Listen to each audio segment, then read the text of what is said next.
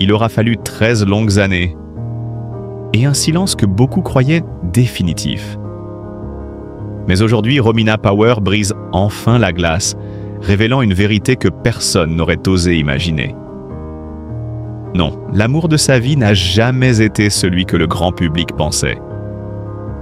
Ce n'était ni un chanteur, ni une icône du show business, mais un homme discret, loin des projecteurs. Sébastien, un médecin au cœur immense.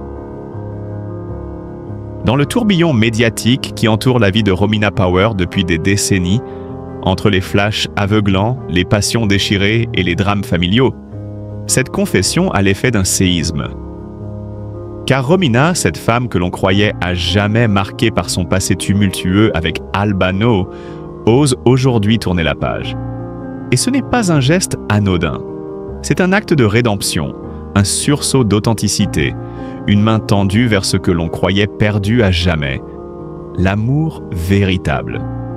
Mais qui est donc ce fameux Sébastien, dont le nom surgit comme une caresse dans les souvenirs les plus intimes de la chanteuse? Médecin reconnu dans le domaine des soins palliatifs, Sébastien a croisé le chemin de Romina il y a plus d'une décennie. À l'époque, elle traversait l'une des périodes les plus sombres de sa vie. Entre sa séparation douloureuse, les conflits médiatisés avec son ex-mari et la plaie toujours béante de la disparition de leur fille Ilenia, Romina semblait condamnée à ne vivre que dans l'ombre du passé. Et pourtant, c'est précisément dans cette obscurité que Sébastien est apparu. Non pas comme un sauveur, mais comme une présence silencieuse. Il ne lui a pas promis monts et merveilles. Il ne lui a pas parlé d'éternité. Il s'est simplement assis à côté d'elle, lui offrant ce que personne n'avait su lui donner depuis longtemps. L'écoute, la compréhension, l'absence totale de jugement. Un amour lent, profond, presque invisible. C'est peut-être cela la clé de leur histoire. Ce n'est pas une passion flamboyante à la une des journaux, mais un lien intime tissé avec patience. Leur relation est restée secrète, protégée. Pendant 13 ans, ils ont vécu entre les lignes, à contre-courant d'un monde où tout doit être dit, montré, mis en scène. Ils ont choisi le silence plutôt que le scandale, le respect plutôt que l'exposition. Et c'est justement ce qui rend cette révélation si bouleversante. Romina confie dans une récente interview. « J'ai mis du temps à comprendre ce qu'était l'amour réel, l'amour qui ne cherche pas à briller mais qui soigne. Sébastien n'a jamais voulu me changer. Il a accepté mes cicatrices, mes absences, mes colères. Il n'a jamais eu peur de mes fantômes. Un homme exceptionnel au-delà de la médecine. Car Sébastien, derrière sa blouse blanche, cache une sensibilité rare. Ses collègues parlent d'un praticien d'une grande humanité, capable de faire taire la douleur rien qu'avec un regard. Pour Romina, il a été bien plus qu'un médecin, un refuge. Celui qui, sans jamais forcer la porte, a su s'installer dans son cœur avec une bienveillance désarmante. Leur histoire défie les codes habituels des romances de célébrités. Pas de déclarations enflammées sur Instagram, pas de photographies volées dans les restaurants branchés. À la place, des promenades dans les collines italiennes, des lectures partagées, des silences remplis de sens. Romina affirme même qu'il lui a redonné le goût de chanter, non pas pour le public, mais pour elle-même, pour lui. Pourquoi maintenant? Pourquoi cette confession aujourd'hui? Peut-être parce que le temps fait son œuvre. Peut-être parce qu'à force de se cacher, on finit par étouffer ce qui mérite d'être célébré. Romina Power ne cherche plus à plaire. Elle ne fuit plus les souvenirs. À 73 ans, elle se permet enfin de dire tout haut ce que son cœur murmurait depuis longtemps. Sébastien est l'homme de ma vie. Et cette déclaration, loin d'être une simple anecdote people, nous touche parce qu'elle parle à chacun. Elle parle des secondes chances, de ces amours que l'on croit impossibles et qui pourtant nous reconstruisent. Elle parle aussi du droit au bonheur après la tempête, même quand on est une figure publique, même quand on a souffert 1000 fois sous les projecteurs. Un amour mature qui n'a plus besoin de justification, Sébastien n'est pas là pour voler la vedette à un mythe. Il n'est pas une revanche sur le passé. Il est un présent apaisé, un avenir choisi. Et dans un monde saturé de faux semblants, leur histoire apporte une bouffée d'authenticité.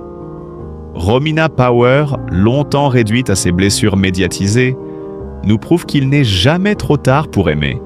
Vraiment. Ce témoignage intime résonne aujourd'hui comme une leçon de vie. Peut-être que le vrai scandale, au fond, c'est cette pudeur devenue rare. Ce bonheur discret qu'ils ont su préserver. Et cette vérité simple mais puissante, l'amour véritable n'a pas besoin de bruit. Il se reconnaît au silence qui l'apaise. Romina Power, une vie d'apparence, une tragédie en filigrane. Dans le tumulte des projecteurs, sous les applaudissements nourris des foules, et derrière l'éclat éblouissant d'une carrière internationale, Romina Power cachait une douleur dont peu pouvaient ni de soupçonner la profondeur. Pendant des années, cette icône de la chanson italienne semblait incarner le rêve parfait, la beauté hollywoodienne, la voix cristalline, le couple idéal avec Albano. Mais la vérité, souvent ignorée ou reléguée au second plan par les médias, est qu'une blessure béante rongeait silencieusement l'artiste. La disparition inexpliquée de sa fille aînée, Ilenia Carisi. Née en 1970, Ilenia était plus qu'une fille. Elle était la fierté de Romina. Brillante, curieuse, imprégnée de musique comme ses parents, elle avait soif de découverte. En janvier 1994, Ilenia décide de partir seule explorer le monde. C'est à la Nouvelle-Orléans qu'elle est aperçue pour la dernière fois, dans un hôtel modeste, en compagnie d'un musicien de rue au passé trouble. La suite tient du cauchemar. L'homme est brièvement arrêté, puis relâché faute de preuves. Et Ilenia, évaporée, absente, disparue. En 2014, elle est déclarée morte, par contumace. Mais pour Romina, cette décision judiciaire n'a jamais eu valeur de vérité. Je rêve encore d'elle. Elle me parle dans mes songes. Elle me dit qu'elle va bien, confiait-elle dans une interview poignante à la télévision italienne en 2009. Pour elle, Ilenia était quelque part, vivante. Et tant que l'espoir subsiste, elle ne cessera jamais d'y croire. Cette tragédie a été le premier coup de tonnerre dans le ciel autrefois serein de Romina. Mais ce n'est pas la seule tempête qui a secoué sa vie. Car derrière la douleur de mère, une autre blessure s'est ouverte. Celle de l'incompréhension conjugale. En 1996, Albano, alors son époux, déclare au magazine OG qu'il pense Ilenia décédée, peut-être victime d'un accident, voire d'un suicide. Pour Romina, ces mots sonnent comme une trahison. Je ne peux pas lui pardonner. Comment un père peut-il abandonner l'espoir pour son propre enfant? Confiera-t-elle des années plus tard au magazine Chiakiang? Ce désaccord profond et irréconciliable fissure leur relation, jusqu'à provoquer leur séparation en 1999 et leur divorce définitif en 2012. Loin de trouver du réconfort auprès de son partenaire de vie, Romina s'enferme dans une solitude d'autant plus pesante que le monde continue de tourner. Pour ne pas sombrer, elle se tourne vers le bouddhisme tibétain. Une quête spirituelle qui lui offre un souffle, une direction. Mais rien ne peut combler le vide laissé par Ilenia. Chaque jour, je me réveille en espérant que ce sera le jour où je la reverrai. Écrit-elle dans son livre « Cercando mio padre », publié en 2008. Mais le chagrin de Romina ne commence pas avec Ilenia. Il remonte bien plus loin, à son enfance. En 1958, elle n'a que 7 ans lorsque son père adoré, le célèbre acteur Tyrone Power, succombe à une crise cardiaque. L'impact est immense. Quand mon père me serrait dans ses bras, je me sentais en sécurité. Sa mort a détruit mon monde, avoue-t-elle à Vanity Fair Italia en 2015. À cette perte s'ajoute une relation compliquée avec sa mère, Linda Christian. Femme fatale du cinéma, Linda projette sur Romina des ambitions qu'elle ne partage pas. Dès son adolescence, Romina est propulsée dans des rôles sexualisés, comme dans Justine, film sulfureux de 1969 adapté du Marquis de Sade, une expérience qu'elle qualifiera plus tard d'exploitation. Ma mère croyait que ma beauté était ma chance, mais moi, je voulais simplement qu'on m'aime pour ce que j'étais. Confie-t-elle au Corriere della Sera. Romina avance alors dans la vie avec un cœur cabossé, tiraillé entre les attentes des autres et sa propre identité. La célébrité, loin d'être un baume, devient un fardeau. L'après Illenia est particulièrement cruel. Les tabloïds italiens s'emparent de sa douleur pour en faire des unes spectaculaires. On spécule sur sa consommation de marijuana, on insinue une folie cachée, on scrute ses moindres mouvements avec une absence totale de compassion. J'avais l'impression d'être déshabillé devant un monde qui ne se souciait pas de ma souffrance, dira-t-elle à La Stampa en 2007.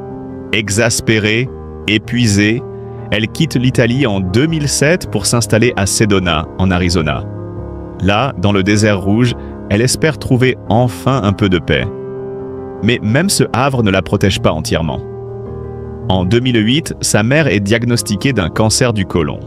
Romina décide alors de s'installer à Palm Springs pour s'occuper d'elle jusqu'à son dernier souffle, en 2011.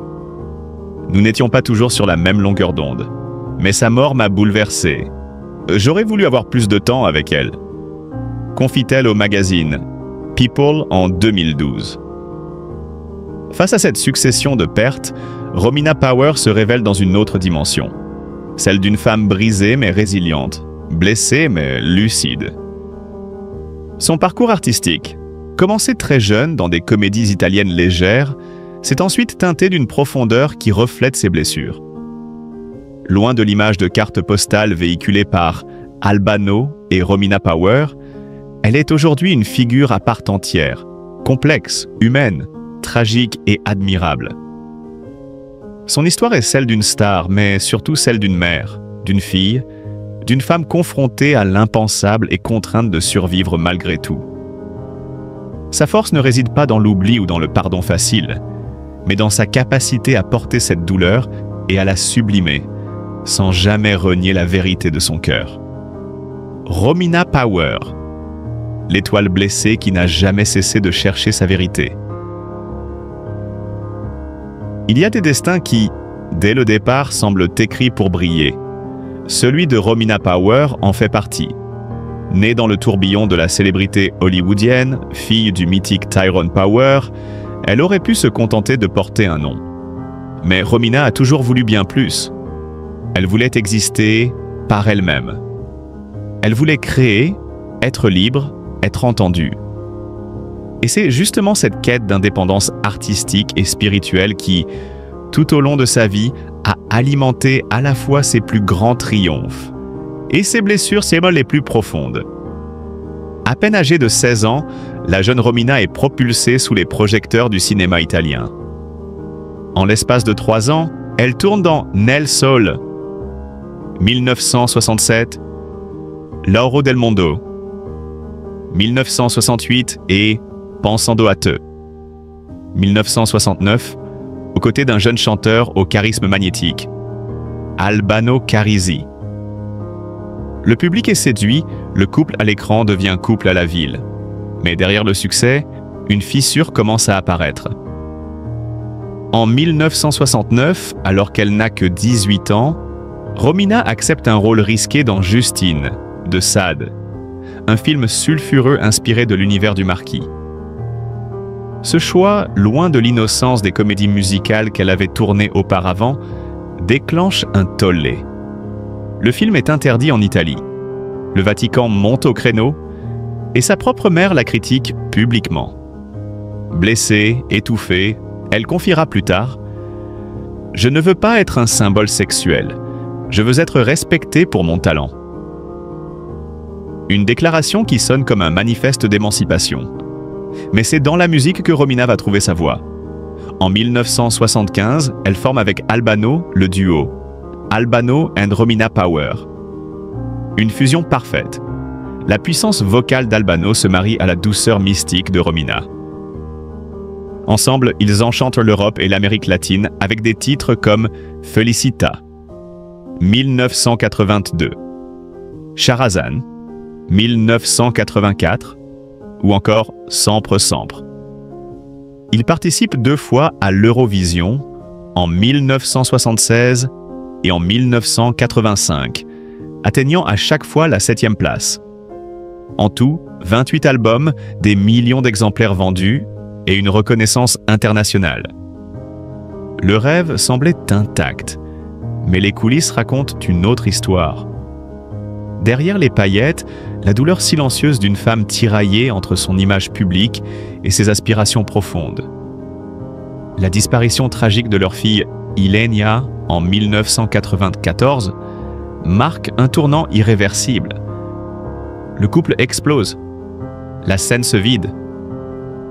Romina s'efface. Elle se tourne alors vers la peinture et l'écriture. Loin du regard insistant des médias italiens, elle expose ses toiles à Venise, Rome, Los Angeles. Son style, abstrait, émotionnel, intense, elle écrit également Upaya, 2004, un carnet intime sur sa quête spirituelle en Inde, ou encore Cercando mio padre, 2008, un hommage bouleversant à Tyrone Power. Mais la reconnaissance, en Italie du moins, tarde à venir. Le public continue de l'associer à Il ballo del Quaqua, une chanson enfantine devenue culte, et prison pour son image. Je ne suis pas qu'une chanteuse pour enfants. Je suis peintre, écrivaine, conteuse. Dira-t-elle un jour à La Repubblica? Une revendication identitaire, un cri. Dans les années 60, certains de ces films avaient déjà laissé des cicatrices. Famine Insatiabili n'avait pas convaincu la critique. Elle doutait d'elle-même. Je pensais ne pas être faite pour être une vraie actrice, confia-t-elle en 1980 à Variety. En 1983, elle refuse un rôle majeur dans